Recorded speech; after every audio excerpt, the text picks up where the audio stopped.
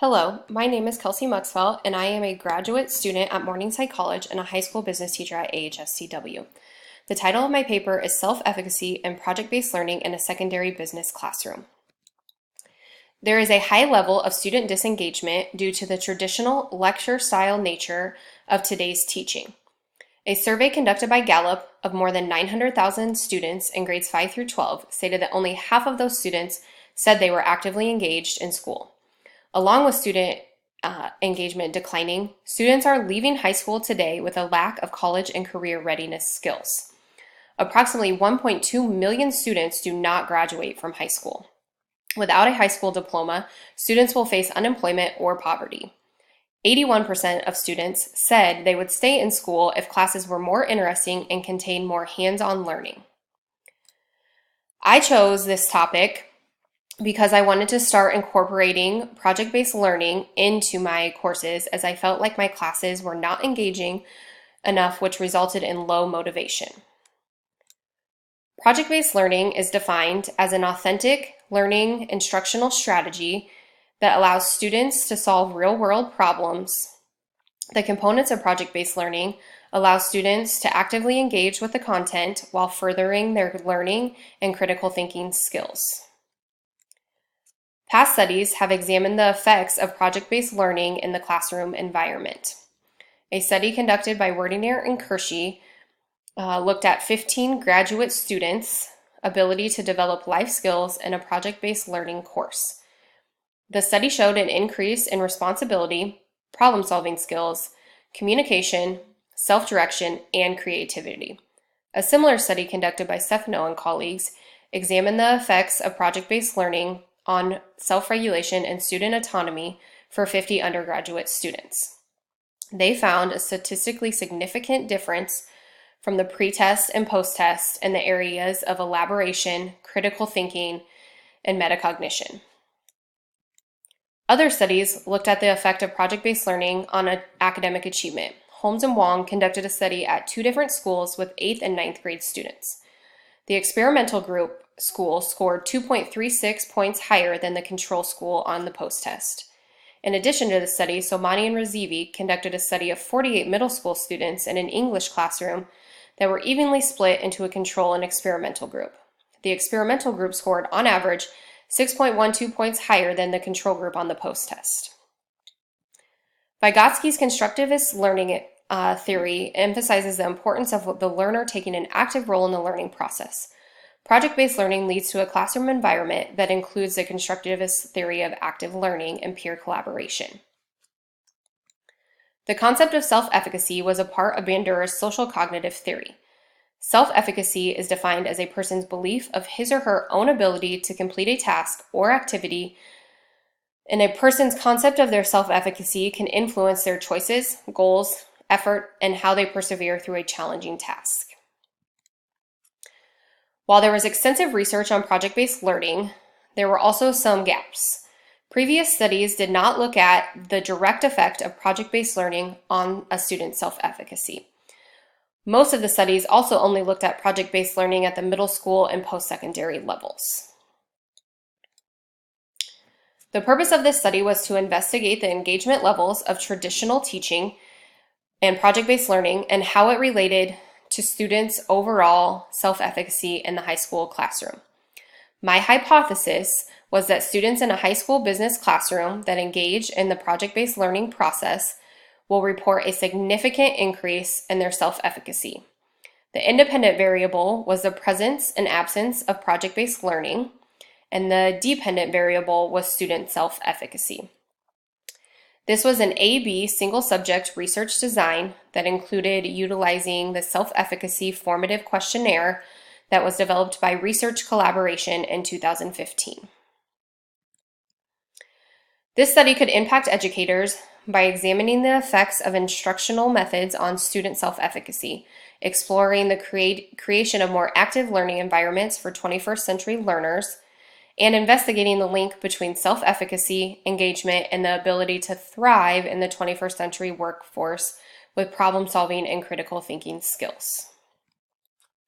The participants of this study were 11 high school students that ranged in age from 15 to 17 years old, with a mean age of 16. The group was made up of 72.7% males and 27.2% females. All were Caucasian. The school was in a rural Midwestern town and had a population of 720 students, with 48% being free and reduced. The materials used in this study were an Acer Chromebook with an 11.6-inch screen, the Sports Marketing Textbook 4th edition, and the Dream Team simulation.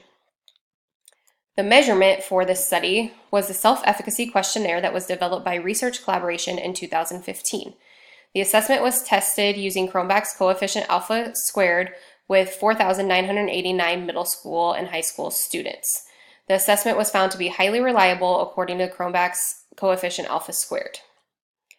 This study was an A/B single subject research design with 2 phases, a baseline phase and an intervention phase. The self-efficacy assessment was taken 3 times as a pre-test, a midpoint test, and a post-test. The 6-week baseline phase utilized traditional teaching methods, where I covered chapters 1 through 5 in the Sports Marketing Textbook 4th edition. I covered a total of 15 sections through the use of PowerPoint lectures. During the PowerPoint lectures, participants took guided notes during the lecture, and at the end of each section, participants were instructed to complete the end of chapter questions individually. When each unit was completed, the participants took a multiple choice and short answer test over all the important information learned during the unit. The baseline phase was completed after students retook the self-efficacy assessment. The intervention phase of this study was the implementation of the project-based learning method of instruction. Students were tasked with the challenge of creating and marketing a dream sports team. The project guidelines were adapted from the Dream Team simulation. Students were grouped together and presented with a driving question: how do marketers utilize the essential components of marketing to create and publicize a new sports team? Each week, students filled out their weekly goals and tasks that needed to be completed. Students would spend their daily 45-minute class time working to meet those goals. The project culminated with a presentation given to local business members, the high school principal, and the superintendent. The students were tasked with convincing each person to invest in their dream team and approve their marketing plan for their new team. The intervention phase ended with students completing the self-efficacy assessment for the 3rd and final time. This study used 2 dependent sample t-tests to compare the self-efficacy of the group of students at 3 different points. The first test compared the baseline phase, or baseline pre-assessment, to the midpoint assessment, and the second test compared the midpoint assessment to the post-assessment. The first dependent sample t-test showed a statistically significant difference in the self-efficacy of students from the baseline pre-test to the midpoint test. The second dependent sample t-test also showed a statistically significant difference in self-efficacy of students from the midpoint test to the intervention post-test. The first t-test showed on average participants scored 0.54 points higher on the midpoint test than on the pre-test. The second t-test resulted in participants scoring on average 8.05 points higher on the post-test than on the midpoint test. Because both phases saw a statistically significant difference in self-efficacy, my hypothesis that project-based learning would increase self-efficacy more than traditional teaching was not confirmed. However, there was a larger increase in self-efficacy during the intervention phase than there was during the traditional teaching phase. In connection to past research, the intervention phase of this study was similar to the findings of Holmes and Wong. Holmes and Wong took 8th and 9th grade students from 2 different schools, and the results of this study showed that over a 3-month period, participants in the experimental group saw a much higher increase in self-efficacy than the control group.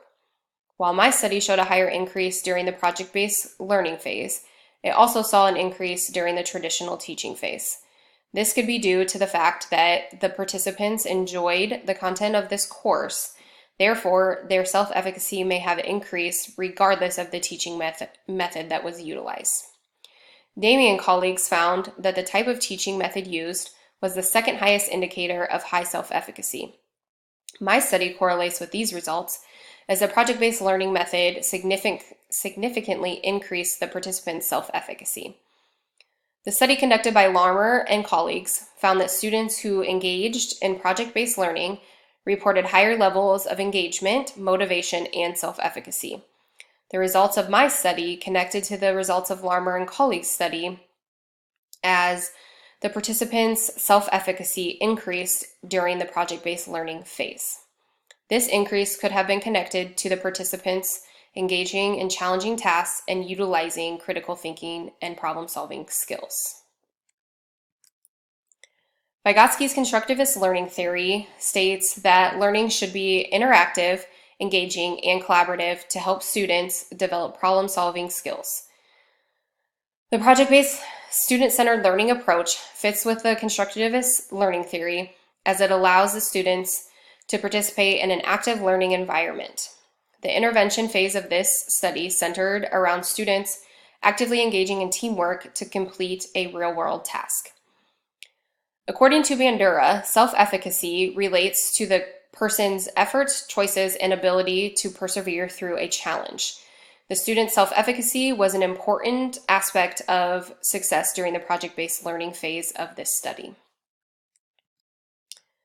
For students, an implication for students is that they know it is possible to increase their own self-efficacy in a short amount of time. The results also showed that students' perceived level of self-efficacy is not permanent. One implication for educators is that the active nature of project-based learning can potentially increase a student's self-efficacy. Perhaps if project-based learning was used in all classrooms, students would have a high self-efficacy all of the time. Future research could look at the impact of project-based learning on students' self-efficacy throughout multiple years of their schooling. The results of this study imply that administrators should consider implementing project-based learning as a method of teaching within their own schools. This would mean providing multiple opportunities for teachers to attend professional development sessions on the process of project-based learning. The first limitation of this study was the sample size. The small sample size did not allow for the results to be indicative of a larger population. Students in the sample were of similar personality and ability types, which means the results did not show the effect on students of differing ability levels. Future research might want to look at conducting this study with a much larger sample size. The study could also be completed as a control and experimental group to see if the teaching method is the actual reason self-efficacy increased. The second limitation of this study was the amount of time for each phase. The baseline phase was only 6 weeks and the intervention phase was 8 weeks. Ideally, the study would include 4 phases to see if self-efficacy continues to increase during the baseline and intervention phases. Future research could lengthen the study to include a full year where each phase could be replicated at least 2 times. The third limitation of this study was that students were not randomly selected. The students were already enrolled in the class and did not have a choice of participating in the study. Future research could look at using students across multiple sections of a course. If future researchers had multiple sections to choose from, they could randomly select individuals to participate in the study. The fourth limitation was that this class was an elective class. This means that the self-efficacy of the participants could have already been high. The class was of high interest to the students as they all love sports. Therefore, the teaching method may not have mattered. Self-efficacy could have increased during the baseline phase due to interest in content and not necessarily because of the teaching method. Future research should conduct this study in a required class, such as math or science, where students do not necessarily have a choice or interest in the class already. The fifth and final limitation were the external factors that could have affected the results. There were multiple interruptions in the learning process, such as snow days, flood days, and vacation days. Most of the interruptions happened during the intervention phase. There was also the lack of student motivation because it was at the end of the school year, which could have influenced the results. Future research could look at possibly doing this at the beginning of the school year to make sure that motivation is not an issue and that you don't have the multiple interruptions that you have in the winter. These are my references that were used during this presentation. Thank you for listening.